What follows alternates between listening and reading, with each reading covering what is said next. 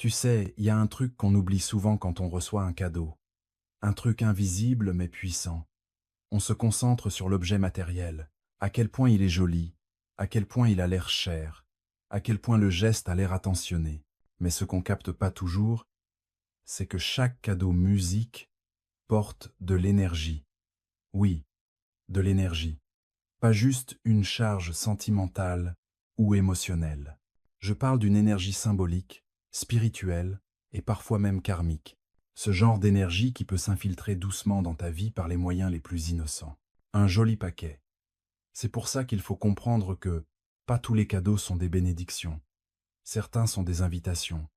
Et toutes les invitations ne viennent pas avec de bonnes intentions. Tu vois, dès que tu acceptes un truc de quelqu'un, surtout quand c'est donné gratos, tu t'engages dans un échange spirituel musique. Que tu crois ou pas à l'invisible, cet échange ne te demande pas la permission. Ça se fait tout seul. Ce cadeau devient plus qu'un simple objet physique. Ça devient musique, un vecteur. Et ce qu'il, la signification dépend de la raison derrière, du symbole que ça représente, et parfois même de l'état de la personne qui le donne. Réfléchis-y une seconde. Il y a des cultures partout dans le monde, des traditions anciennes qui remontent à des milliers d'années et qui ont capté cette vérité bien mieux que nous aujourd'hui. Ils savent que certains objets peuvent influencer la chance, l'énergie et même l'équilibre dans la vie d'une personne. Pas à cause de la superstition, musique, mais à cause d'un principe spirituel. Un principe qui ne change pas juste parce que la société est devenue plus moderne ou méfiante. Je dis pas qu'il faut devenir parano et refuser tous les cadeaux d'anniversaire ou de fête de tes proches. C'est pas ça le message. Mais faut apprendre à être un peu plus vigilant. Parce que parfois, ce qui semble être un cadeau innocent, musique, c'est justement ça qui peut te plonger dans la confusion, la perte ou un poids émotionnel. Ce bracelet qu'un ami t'a filé comme ça, cette masque décoratif que quelqu'un a insisté pour que tu ramènes chez toi, les voyages. Ces trucs peuvent sembler des signes d'affection, mais si ça porte une symbolique ou une énergie négative, ça peut petit à petit foutre l'ambiance autour de toi en l'air. Et laisse-moi te dire un truc, l'intention compte, mais c'est pas tout. Quelqu'un peut t'offrir un cadeau avec tout son amour, mais si l'objet en lui-même est chargé d'une symbolique culturelle ou spirituelle liée à la malchance, peu importe à quel point le geste est mignon, la symbolique reste comme certains objets qu'on croit attirer le mauvais œil. Pauvreté, tristesse, voire la mort. Pas parce que le donneur voulait faire du mal, mais parce que la signification de l'objet ne change pas juste parce qu'on l'a emballé avec un nœud. C'est pour ça que ce n'est pas suffisant de se demander « Est-ce que j'aime ce cadeau ?» Il faut creuser plus profond. Il faut se demander « Qu'est-ce que ce cadeau représente ? Quelle énergie pourrait-il apporter dans ma vie ? Qui est cette personne dans ma vie, spirituellement ? Qu'est-ce qui pourrait être attaché à elle ? Parce que tu pourrais accepter bien plus qu'un simple objet décoratif. Il faut aussi être accueillant avec l'énergie qu'il dégage. Une énergie, ce n'est pas toujours évident. On ne la voit pas à l'œil nu, mais on la ressent, on la capte, on la vit. T'es déjà rentré chez toi avec un truc neuf, et au bout de quelques jours, t'as commencé à te sentir mal à l'aise. L'ambiance devient tendue. Peut être que les disputes arrivent plus souvent, ou que ton sommeil devient agité, et tu fais même pas le lien parce que le cadeau a l'air inoffensif. Mais dans l'invisible, ça a ouvert une porte.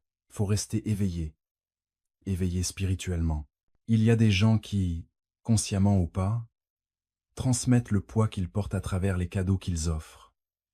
Mais quand tu acceptes quelque chose de lourd, que ce soit symboliquement ou spirituellement, tu laisses cette énergie s'installer dans ton espace, dans ta tête, dans tes relations. Tu n'as pas à vivre dans la peur, mais il faut avancer avec sagesse. Le discernement, ce n'est pas être méfiant, c'est avoir de la clarté. Quand tu es sensible spirituellement, tu commences à ressentir quand un truc cloche. Tu pourras même pas l'expliquer rationnellement, mais il y a une voix au fond de toi qui te dira « N'accepte pas ça ». Et c'est cette voix-là qu'il faut écouter, parce que pas tous les cadeaux sont là pour te bénir. Certains sont là pour te piéger, d'autres pour te distraire, troubler ta paix, retarder ton but. Et ça se fait pas d'un coup, Ça arrive doucement, subtilement, tellement discrètement que, avant que tu t'en rendes compte, tu portes déjà le poids. Alors écoute-moi bien. Apprends à dire non sans culpabiliser. Apprends à faire confiance à ton instinct plutôt qu'à la politesse. Apprends à t'éloigner d'un cadeau qui ne te parle pas musique, parce que le prix à payer pour accepter ce qui ne te convient pas est toujours plus lourd que la gêne de le refuser. Ce qui entre dans ta vie par un cadeau peut soit ouvrir des portes à la chance, soit laisser entrer le chaos par une fenêtre. Choisis bien. Il y a un type de cadeau dont je veux te parler, qui peut sembler inoffensif, mais c'est même élégant. Mais c'est un truc que tu ne devrais jamais accepter, quoi qu'il arrive. Je parle des objets tranchants, couteaux, ciseaux, tout ce qui coupe. Tu te dis peu. Être. C'est pas grave, c'est juste un set de couteaux de cuisine ou il voulait juste aider ou encore c'est un kit de couture. Mais écoute bien, quand tu acceptes un objet tranchant en cadeau, tu n'acceptes pas juste un outil. Tu risques d'accepter aussi des divisions dans ta vie. Tu vois, les objets tranchants portent plus que le danger physique. Spirituellement, c'est autre chose. Ce sont des symboles de rupture, de séparation, de couper les liens. Dans plein de traditions, que ce soit en Asie, en Afrique ou même dans les vieux contes européens, offrir une lame à quelqu'un, c'est toujours un mauvais signe. Pourquoi? Parce que ça veut dire couper le lien entre celui qui donne et celui qui reçoit. C'est une cassure, pas une bénédiction. Et dès que tu la prends en main, sans t'en rendre compte, tu acceptes ce message spirituel. Bon, je sais que certains d'entre vous sont plutôt terre à terre. Vous vous dites, bah c'est juste une musique, un cadeau. Ça ne veut rien dire si j'y crois pas. Mais voilà le truc. La vérité, elle n'a pas besoin que tu y crois pour être réelle. Un couteau, il reste tranchant, que tu penses qu'il peut te couper ou pas. C'est pareil pour les symboles spirituels. Donc même si ton intention est innocente, musique, et que la personne qui t'offre le cadeau veut vraiment bien faire, tu peux quand même inviter un esprit de division, de conflit ou de détachement émotionnel dans ta vie juste en acceptant ce qui a l'air, comme une offrande généreuse. Pense aux relations. T'as déjà remarqué que parfois, juste après avoir reçu un certain cadeau de quelqu'un, la relation change du tout au tout, une complicité commence à s'effilocher, la communication devient tendue, ou tu commences à sentir une distance inexplicable avec cette personne. Tu comprends pas trop ce qui a merdé, mais tout a commencé par un moment où un truc un peu blessant a été échangé, et, sans t'en rendre compte, t'as laissé cette coupure symbolique s'installer dans le lien. Et c'est pas juste dans les histoires d'amour, les relations. Ça peut être une amitié, un partenariat pro, voire un lien familial. J'ai vu des gens accepter un magnifique poignard ancien d'un proche pour se brouiller avec cette même personne peu de temps après. J'ai entendu des histoires de couples qui s'offrent des ensembles de couteaux de luxe pour se retrouver au milieu de disputes qui sortent de nulle part. Mais en fait, ça sort pas de nulle part. Ça vient d'un accord. Ce genre d'accord qu'on passe dans le monde invisible quand tu reçois un truc qui porte. L'esprit de la coupure. Maintenant, certains d'entre vous se demandent peu. Être. Et si quelqu'un me donne un couteau ou des ciseaux et que je peux pas dire non? Et si c'est une question culturelle? Je veux pas les vexer. Dans ces moments-là, faut faire preuve de sagesse. Dans beaucoup de cultures, on gère ça en achetant symboliquement l'objet, tranchant à la personne qui le donne. Tu donnes une pièce en échange, même une petite, juste pour casser le symbole. Ce que tu dis spirituellement, c'est que c'est pas un cadeau.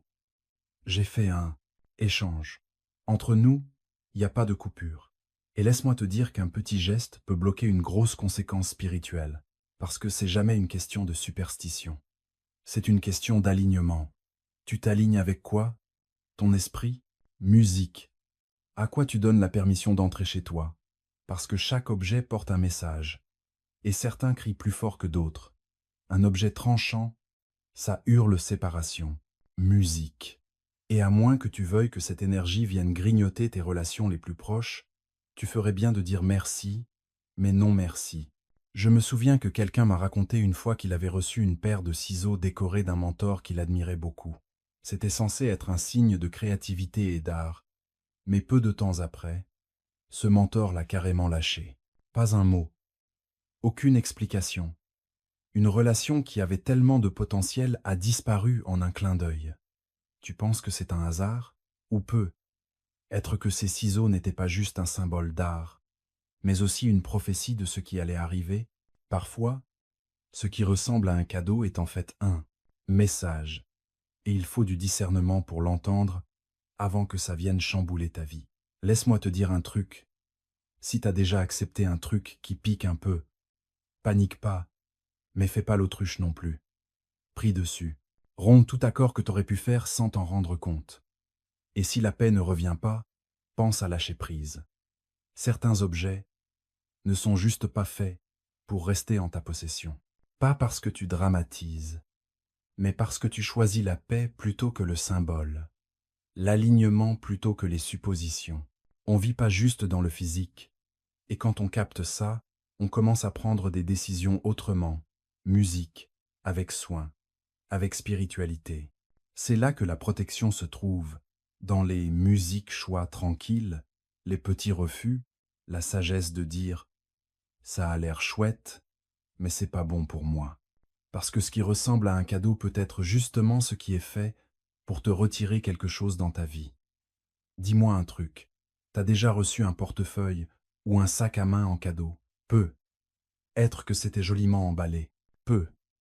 Être même qu'il y avait un marque de créateur.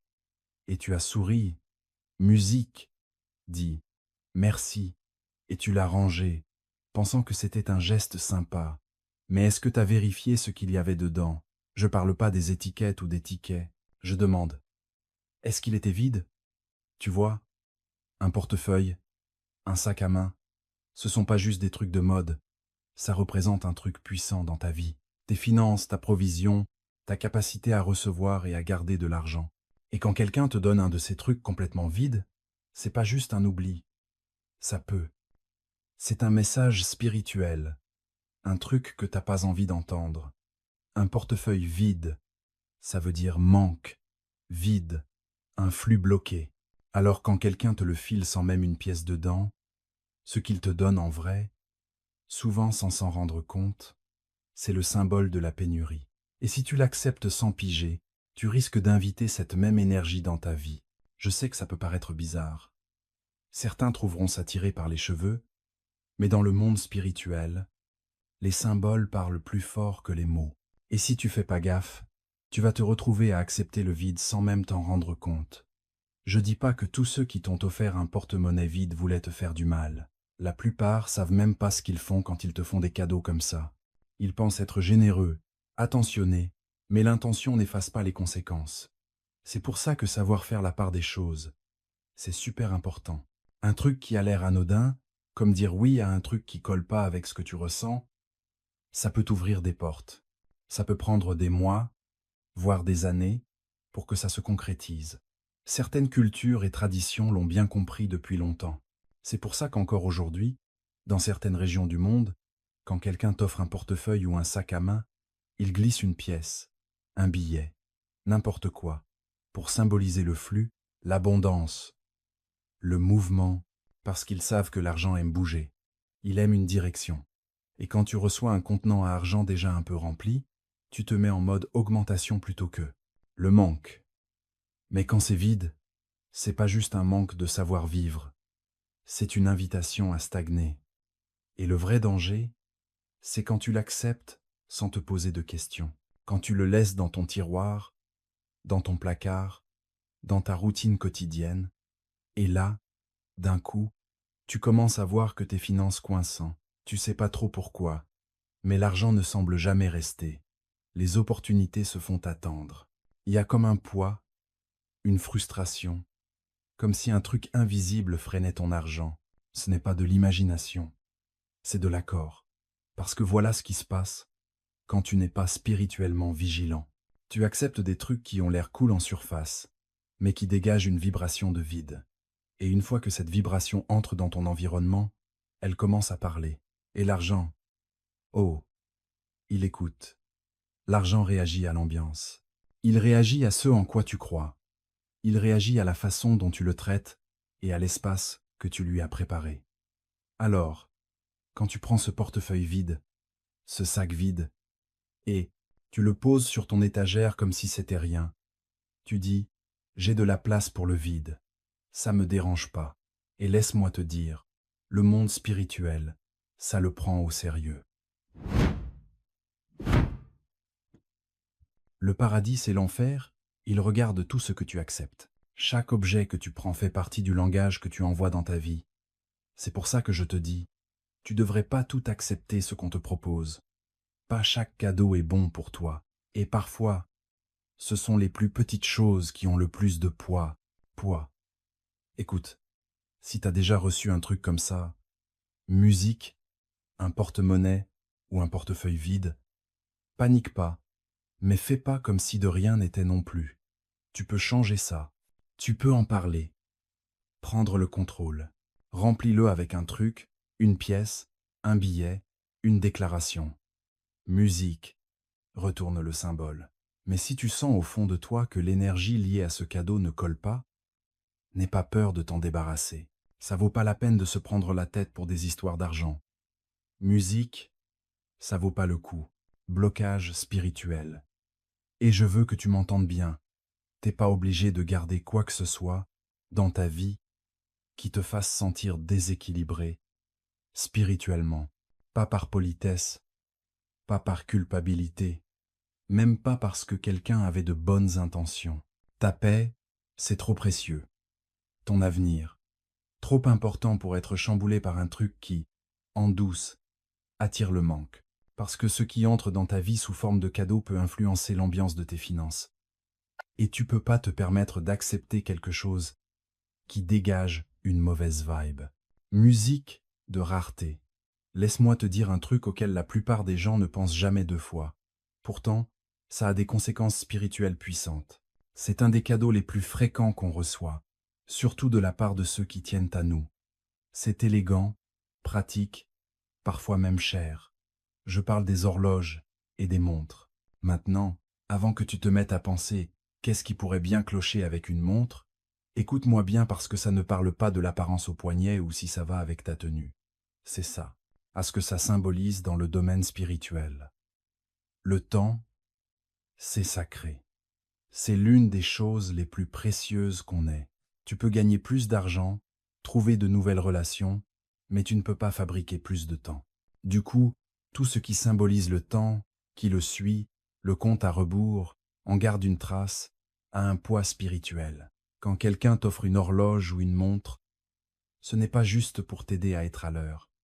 Il te transmet un message. Et selon comment ce cadeau est donné et dans quel contexte, ça vient de là. Ce message peut peser lourd, commencer à grignoter ta paix, ton but, et oui, même ta vie. Dans certaines cultures, offrir une montre, c'est un peu comme assister à ses funérailles en avance. Pourquoi? Parce que c'est symbolique du compte à rebours de leur temps. Pas juste leur temps sur Terre, mais aussi leur temps dans une relation, une période, un objectif. C'est un cadeau qui sous-entend une date limite, musique. Et quand tu reçois ça, surtout sans discernement spirituel, tu peux accepter un truc sans même s'en rendre compte. J'ai entendu tellement d'histoires de gens qui reçoivent une belle pendule ou une montre de luxe d'un proche pour se rendre compte peu après que tout part en vrille. Une relation qui explose, un rêve qui commence à s'effriter, une porte qui était toujours ouverte qui se ferme d'un coup. Et ils pigent pas pourquoi. Mais tout a commencé quand cette montre est arrivée. C'est pas l'objet en lui-même qui avait ce pouvoir, c'était autre chose. Le symbole, l'accord, l'implication spirituelle qui va avec. Les montres, surtout quand elles sont offertes, peuvent inconsciemment faire penser que le temps s'écoule, que le temps qu'il te reste est limité, que ta connexion avec la personne qui te l'a donné approche de la fin. Et si ce cadeau vient de quelqu'un dont l'esprit est tourmenté, quelqu'un qui porte de la jalousie, du ressentiment, ou même de l'amertume non dite, alors ce qu'ils t'ont donné n'est pas juste une montre, c'est un compte à rebours. Et le truc, c'est que certains ne le voient pas. Ils ne savent même pas la puissance de ce qu'ils offrent. C'est pas une question de peur, c'est une question de conscience. Faut être tellement connecté à l'esprit que tu vois pas juste un cadeau, tu ressens ce qu'il transporte. Je tiens à préciser, pas toutes les montres ou horloges sont maudites. C'est pas une question de superstition, c'est une question d'alignement. Faut savoir reconnaître quand quelque chose cloche, quand ton esprit te tire un peu, te dit « ça, c'est pas pour moi ». Parfois ce tiraillement est léger, parfois il est intense. C'est tellement subtil qu'on l'ignore presque. Mais ce ressenti, cette hésitation, mérite qu'on y prête attention, parce que ce qui paraît être un cadeau réfléchi peut en fait être ce qui déclenche de l'anxiété, une pression spirituelle, voire un retard. T'as déjà remarqué comment le temps semble différent quand certaines choses sont dans ta vie? On a l'impression d'être toujours pressé, jamais à jour. On est crevé, pas parce qu'on fait trop de trucs, mais parce qu'on a l'impression que le temps file toujours entre les doigts.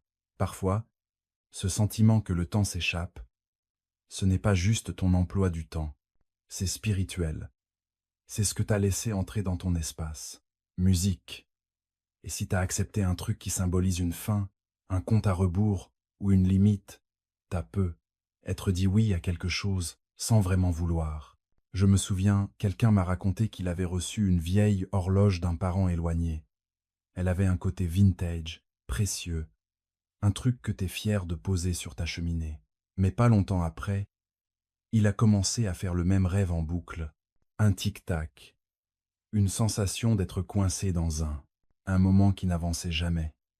Et petit à petit, leur vie a commencé à refléter ça.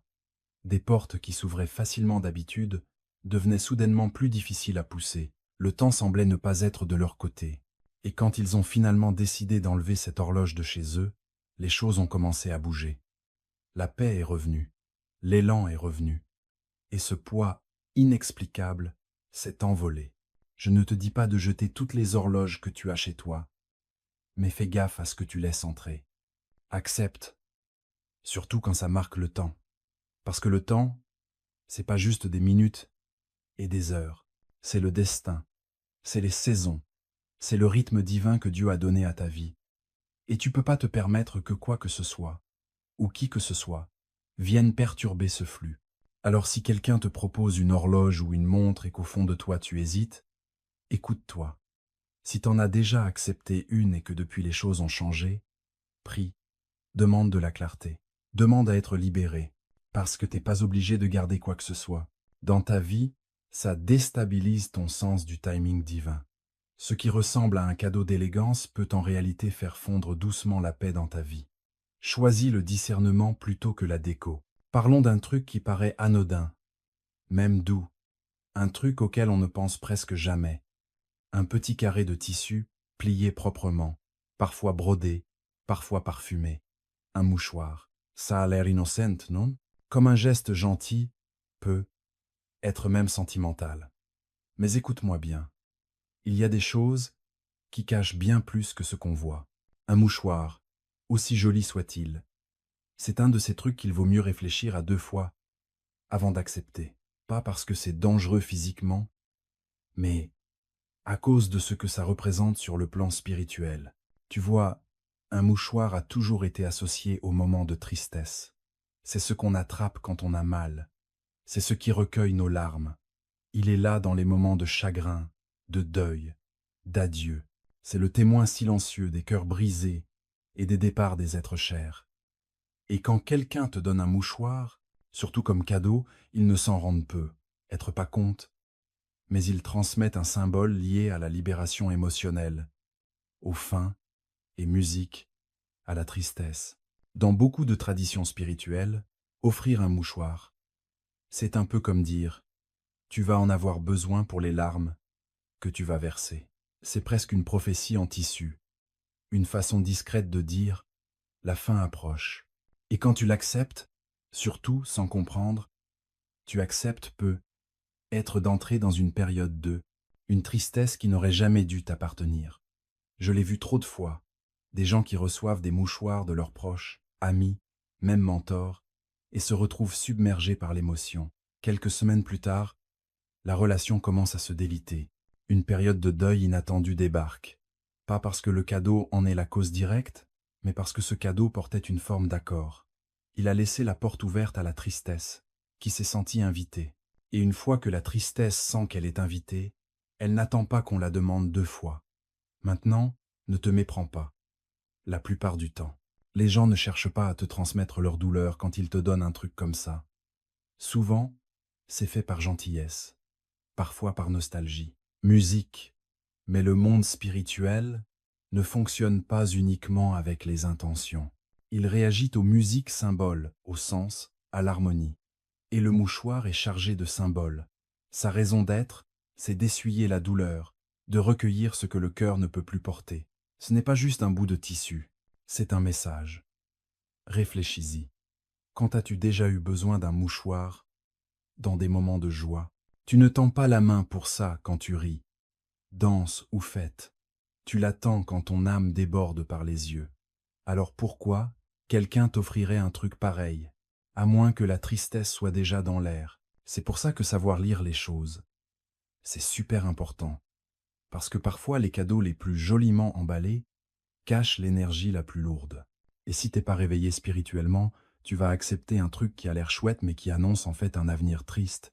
Et puis, quand tu te retrouves écrasé par une lourdeur inexplicable, tu ne penseras jamais que ça vient du petit mouchoir que t'as glissé dans ton tiroir. Mais je te jure, ce petit truc peut être le début d'un tourbillon d'émotions qui dure bien plus longtemps que prévu. Je me rappelle d'une femme qui m'a raconté que sa grand-mère lui avait offert une boîte de mouchoirs vintage pour son anniversaire.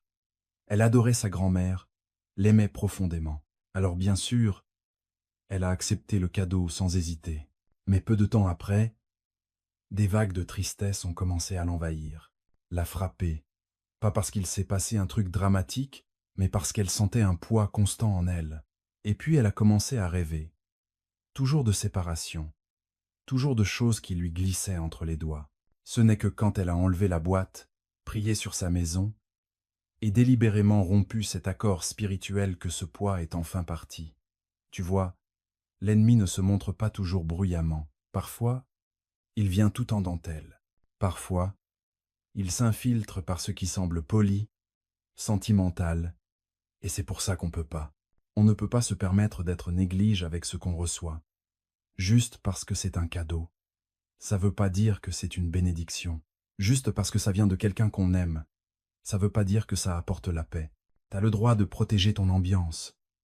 T'as le pouvoir de dire merci, mais ça me convient pas.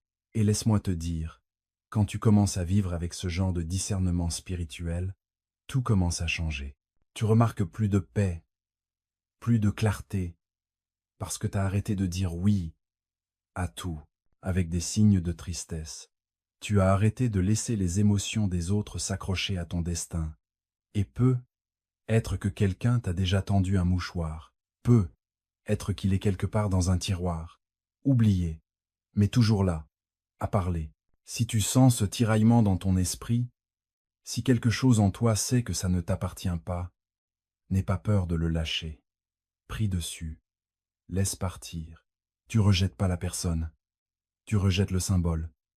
Et c'est pas mal de protéger ta paix, parce que ce qui peut sembler un geste doux, musique, peut en réalité peser lourd. Et t'étais jamais censé porter un chagrin qui n'était pas à toi. Faut que je te parle de quelque chose. Musique. Et ça pourrait te surprendre. C'est un de ces trucs qu'on prend souvent à la légère, qu'on trouve mignon, musique, décoratif, ou même un peu sentimentaux. Un truc qu'on offre aux gamins, qu'on ramène de nos voyages, ou qu'on expose chez soi sans vraiment y penser. Je parle des peluches, musique, des poupées et des masques.